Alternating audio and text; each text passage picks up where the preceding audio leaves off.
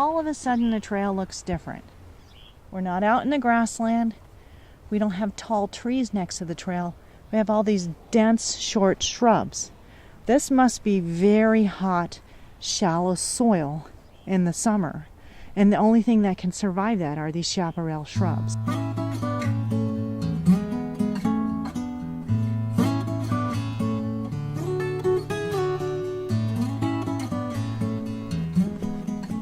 When I think of places that I might want to spend a lot of time, this might not be it. But what I love about this community to share is really all about adaptive strategies. It's how the plants here are so well designed over time to survive in this environment. If you're about 70 paces from Rattlesnake Point with a bathtub-sized rock on your left, then you're right beside a big buckbrush, a type of ceanothus, also on the left. It has abundant oval leaves about the size and shape of a fingernail. Deer like to eat it, and quail like to hide in it. In the spring, it's covered with tiny, sweet-smelling little flowers and bees. One of its adaptive tricks is to be able to turn its leaves to avoid the full force of the sun. To demonstrate, Renee tells people to hold an open palm up to the sun. You can feel the palm of your hand start to warm up. A lovely feeling on a day where there's a bit of a cool breeze too. And then I'd like you to turn your hand sideways, okay? So the edge of your hand is facing the sun. Can you all feel what a marked difference that is in temperature? When you turn it sideways, you're creating much less of an area that can dry out and be exposed to the sun. Well, that mechanism that we just did with our hand is exactly what some of the plants here in the chaparral do. On the right side of the trail by the big rock, about waist high, you can also see a sticky monkeyflower. The coating on its leaves helps conserve water. From March through August, it brightens the chaparral with orange flowers shaped like a monkey's face. When we visit in February, though, there are no flowers. Instead, if you look carefully, you can find the blackish caterpillars of the variable checkerspot butterfly. From the leaves of the monkeyflower, the caterpillars ingest a chemical that makes them and the butterflies they later become distasteful to birds.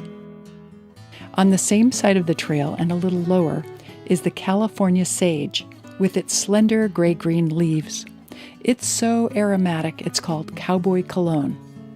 As the story goes, The cowboy's riding into town and he's got a choice of how he wants to spend his money for a bath or a meal and meeting some pretty ladies, so he might be inclined to stop outside of town and find that sage and rub it all over him before he gets into town. Just 5 steps farther down the trail, Renee points out a plant on the right with shiny round leaves that are big for chaparral, about the size of a quarter.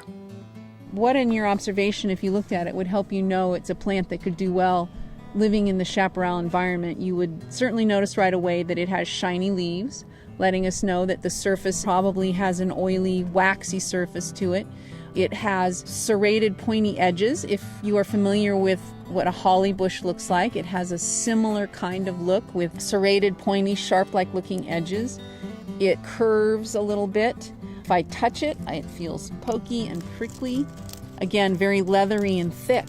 It's a way to keep from being browsed on, say if deer were coming through here. Definitely the prickliness doesn't look or feel very appetizing. If I pick one of these leaves, just one to share with all of you, and if I crumble this plant up, this leaf, and I put it up under my nose, your nose if you were here, I get the wonderful smell of cherry, and I actually get a little bit of chocolate too.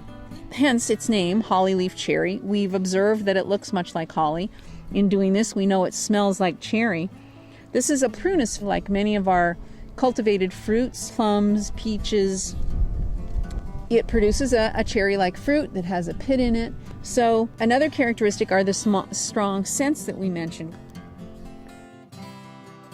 You might want to take a few minutes to look over some of the other plants in this stand of chaparral, including Toyon, Chamise, silk tassel, coyote bush, and Yerba Santa. The next stop is at a bench about 5 minutes or 2/10 of a mile ahead.